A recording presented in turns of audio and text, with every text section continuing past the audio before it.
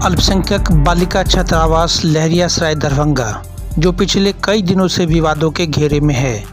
अब ताज़ा मामला क्या है, चलिए वो आपको हम विस्तार से बताते हैं। आपको बताते चले कि अल्पसंख्यक बालिका छात्रावास जो मिल्लत कॉलेज की पिछले हिस्से में है, पश्चिम की दिशा में अवस्थित है। इस छात्रावास की सुपरिटेंडेंट जो जदयू की नेत्री हैं डॉक्टर इस्मत जहां हैं, उनके देखरेख में यहाँ अल्पसंख्यक समुदाय की लड़कियां रहती हैं। कुछ दिनों पूर्व एक विवाद हुआ इस छात्रावास से जुड़ा हुआ। विवाद ये था कि इस्मत जहां ने आरोप लगाया कि मोहल्ले के कुछ बच्चे छात्रावास की जो बाउंड्री है उस पर खड़े होकर के अंदर आते हैं और लड़कियों के साथ मारपीट और दुर्व्यवहार करते हैं। जबकि उसका दूसरा पक्ष ये था कि मोहल्ले के कुछ लोगों ने थाने में आवेदन देकर के ये कहा कि इस्मत जहां अपने परिवार के साथ अवैध रूप से उस छात्रावास में रहती हैं और बाहर के कई पुरुष लोगों को वहां आने जाने देती हैं, वह बुलाती हैं। इस मामला को लेकर के दोनों पक्ष से थाने में आवेदन दिया गया, जिसकी अभी जांच चल रही है। और आपको बताते चलें कि ये मामला न सिर्फ ज़िला प्रशासन बल्कि बिहार सरकार के जो होम सेक्रेटरी है श्री आमिर सुबहानी, वहां तक इसकी जानकारी उपलब्ध करा दी गई।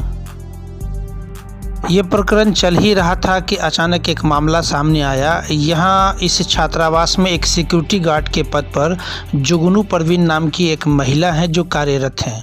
उस महिला को बीती रात अचानक इस्मत जहां ने फ़ोन करके ये सूचना दिया कि अब आपको काम पे नहीं आना है, आप काम पे नहीं आएंगे। ये बातें खुद जुगनू परवीन ने मीडिया को बताया। पूरा क्या है मामला, चलिए जुगनू परवीन की ज़बानी आपको खुद से सुनाते हैं। ये कौन है आप? जी मैं जुगनू, हमारा नाम जुगनू है। मैं ये इसमें रहती हूँ गर्ल्स हॉस्टल में, सेक्रेटरी गार्ड का जॉब करती हूँ। तो उसमें कौन से गर्ल्स हॉस्टल में? ये जो इधर है मिल्लत कॉलेज के गर्ल्स हॉस्टल, उसमें मैं जॉब करती हूँ। मुझे 2 महीना मिनिमम हो चुका है। ये बताएं, हम कैसे जाने कि आप वहाँ पे काम करते हैं? क्या आप अपना पूरा चेहरा दिखाएंगे? जी हाँ। कब से काम कर रही है वहाँ? 2 महीना हो चुका। 2 महीना हो चुका जी। है। आज क्या हुआ जो आप हम लोग पत्रकारों को यहाँ बुलाए हैं? वो एक बैग हमको फ़ोन करके बोलते हैं कि आप नहीं आइएगा। तो कारण यही था कि क्योंकि हमको सेक्रेटरी गार्ड के लिए रखा गया, तो हम तो गार्डिंग करेंगे इन लड़की लोग से कि किस टाइम में आती हैं, किस टाइम में जाती हैं। तो सिग्नेचर करने का था गेट के पास कि लड़की जिस टाइम में जाएगी आएगी तो सिग्नेचर करेगी कि भाई किस टाइम में जाती है, किस टाइम में आती है, नाम पता है, फ़ोन नंबर के साथ। आपको आइंदा ड्यूटी पर नहीं आने के लिए किसने कहा?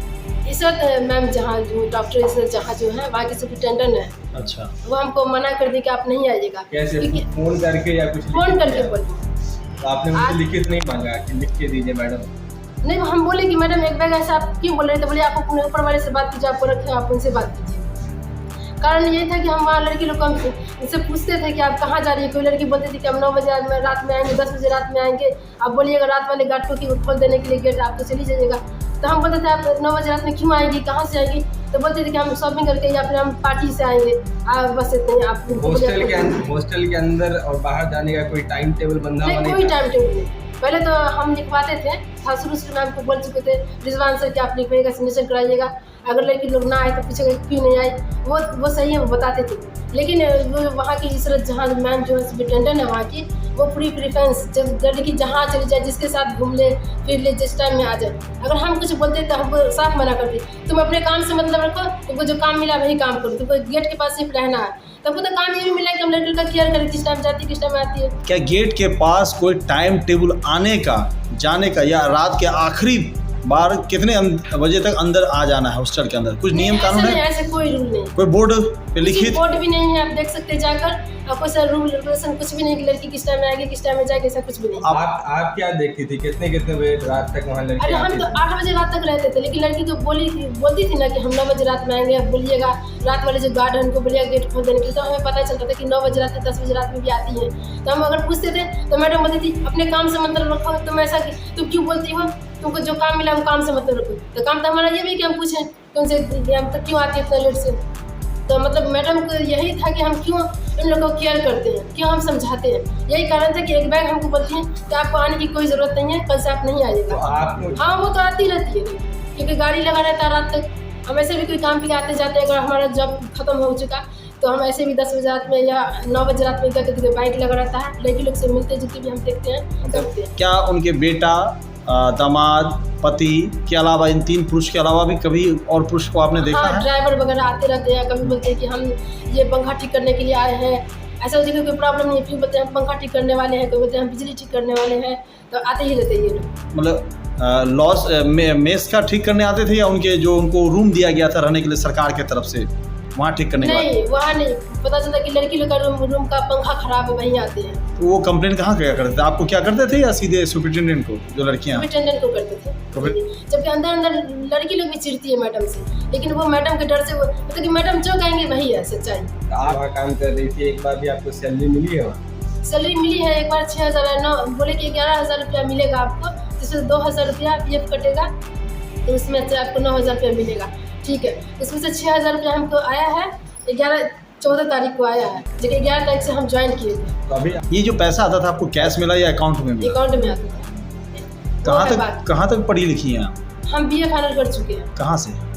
ये CM आर्ट्स कॉलेज से। सकते हैं कि क्या अंदर जो मुख्य द्वार है और बाहर उस बिल्डिंग में कुल कितने कैमरे लगे होंगे? क्या कितने कैमरे खराब है इस 1-2 महीने के अंदर? सब कैमरा तो सही है, लेकिन एक कैमरा जो है जो गेट के पास के है, मतलब गेट के थोड़ा अंदर में, जो जहाँ पर लड़के पार्क में गेंद खेलते फुटबॉल खेलते, वहाँ पर ये है दीवार है, उस पर लड़के चढ़ जाते हैं। तो जब कांड हुआ था तो उस कांड में ना CC कैमरा काम नहीं कर रहा था, जो कि 2 दिन पहले काम कर रहा था, तो सारा वर्क कर रहा था, अभी काम नहीं कर रहा था, फिर 1-2 दिन पहले भी सही कराया गया उसको। अच्छा, और जहाँ पे सिग्नेचर होता है इन और आउट का, जी, वहाँ पे कोई कैमरा है क्या? नहीं, वहाँ पे कैमरा नहीं, कैमरा तो बहुत दूर में है, एकदम अंदर में, गेट के पास कोई कैमरा वगैरह नहीं है।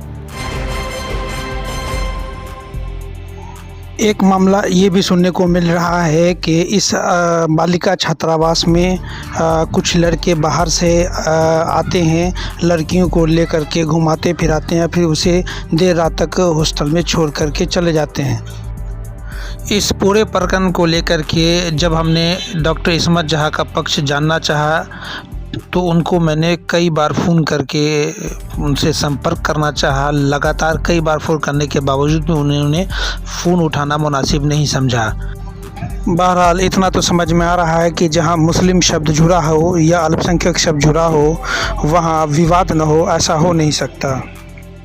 सच्चाई क्या है ये तो जांच उपरांत ही पता चलेगा, लेकिन इस पूरे प्रकरण को समझने के बाद ये समझ में आ रहा है कि ये आपसी वर्चस्व का भी मामला हो सकता है। दरभंगा सहित देश और दुनिया की बाकी खबरों को देखने के लिए देखते रहे हिंदी TV 24। धन्यवाद।